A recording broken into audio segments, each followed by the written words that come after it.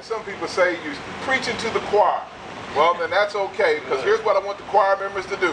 Take the message out and keep on singing, because that's what we're going to have to do. As we're crunching numbers, as we have former administrators here and people who worked on their dissertation are crunching the numbers. And when I look at the numbers, it's amazing how many people that are Democrats don't go out to vote. If we would vote, there would never be a close election. It just never would happen.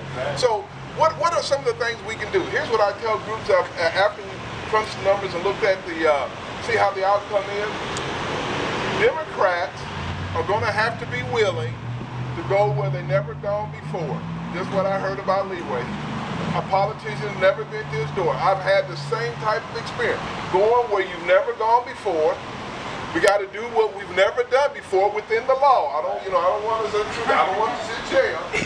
But we have to understand that we have to be able to do that. If we're going to get out the Democratic vote, we're going to have to make sure that we go where we've never gone, do what we've never done before, in order to encourage people to let them know that you have someone who will stand with them and stand for them. Wherever I go, I tell people right away, I'm a loud and I'm a proud Democrat. Why? Because Democrats care about people. That's one of the reasons. That's right. Democrats care about their fellow man. That's why I'm a Democrat. Democrats believe in unions because unions have provided benefits for families that otherwise would not have existed. My dad worked in a union home for 32 years when he worked at Armor Packing Company. And because of that, he was able to take care of his family. Mom was able to stay home. And when we got home from school, guess who was always there at the door? Mom was. Because Dad had a decent job because of the union that he could go to work. My dad could stay home and work. My mother could stay home and raise the children. What else are we concerned about? The minimum wage. We know. Could you live on $7.25 an hour? And it's amazing. It just blows my mind. The people who want us to live on $7.25 an hour, they'll try it for a week, maybe a day. Try it for a couple of years and then come back and let me know how well it goes. Doesn't go too well, does it? No. So we need to make sure we raise our minimum wage, and here's the reason why. Who is the engine that keeps the economy going? Well, if you're rich, maybe you don't, but people, middle class folks like myself, that's who keeps the engine going. Because when we get some money, we're going to save a little bit, but the rest of that money is going right back into the economy. We're going to buy, we're going to spend, we're going to go to those businesses that make the money, that are able to park their money overseas, who are able to not to give back to their community. We're going to give back to the communities we live in because we're going to spend that money. So that's one of the things that we do. That's what's important to us as being a middle class person who grew up middle class, who's willing to work, support, and sustain the middle class. Because without the middle class folks, we're lost. Because as a middle class person, when we get our checks, if you pull out that stub, young people find that out when they get their first job. Oh, they say, I'm making all this money, until they get that pay stub. And when they look at that stub, they see that, who's this FICA? That's taxes that we pay because we can't get around it. We can't park our money somewhere else. So we understand that the middle class needs a raise. The middle class needs a raise.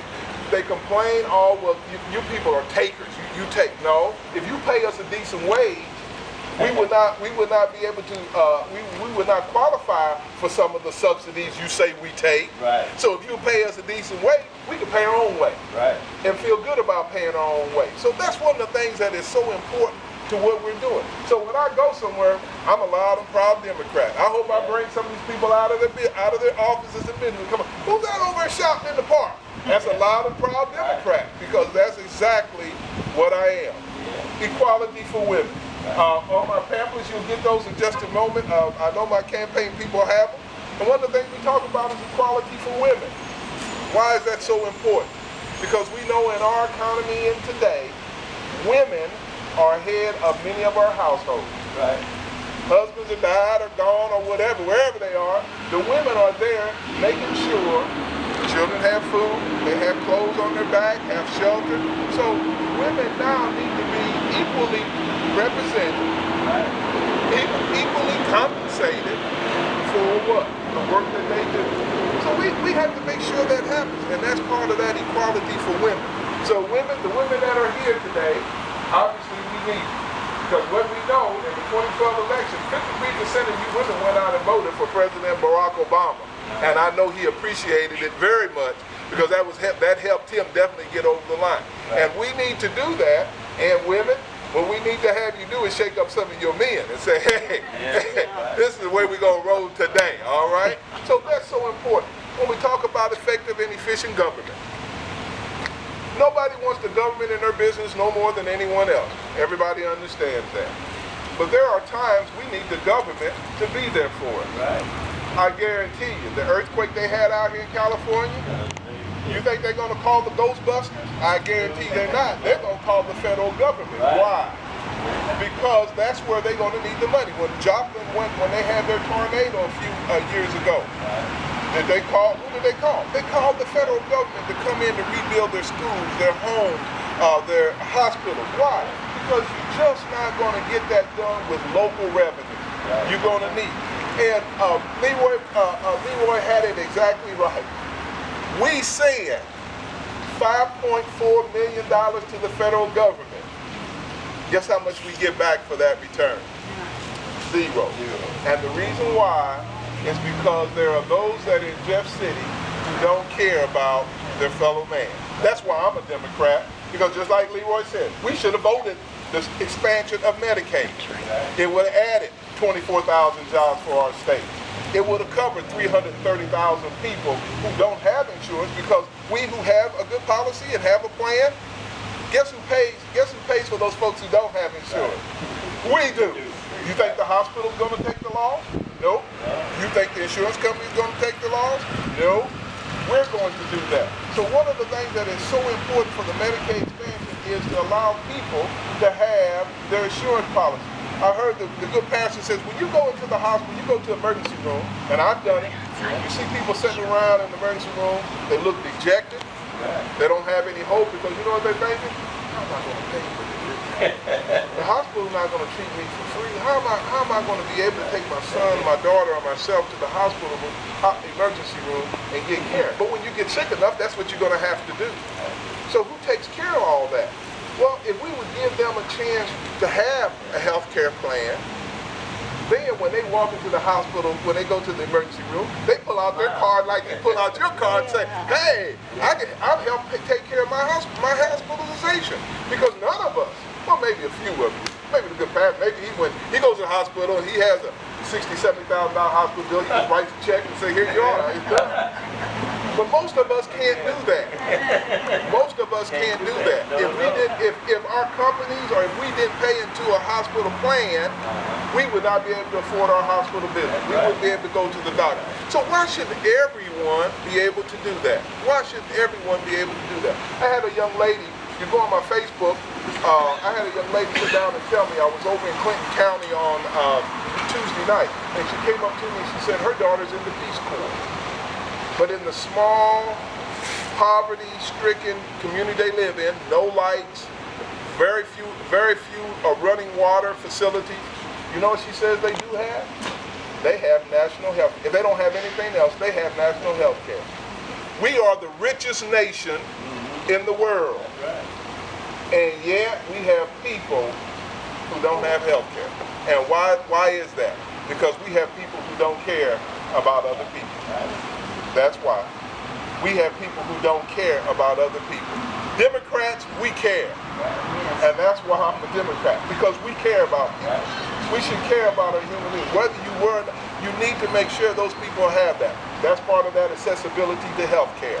It is so important, because our generation, our people are living longer. When you died at 50 and 60, you didn't need health care because you were dead. But we're living past that now. We do need medicine. Every time we get up in the morning, we might have to take a pill or two, but if it keeps us going, so be it. But we got to make sure that it's affordable for people to be able to do that. So why is it so important? It's important, and I say to people all the time, Money's important. There's no doubt about it. You can't run a campaign without that. But here's what I tell people all the time. Here's what I want. If you know 5 people, just 5, and some of you may know more than that, but if you know at least 5 people, you can get to the polls on November the 4th and vote A Bill Hedge for 6th Congressional District for Congress.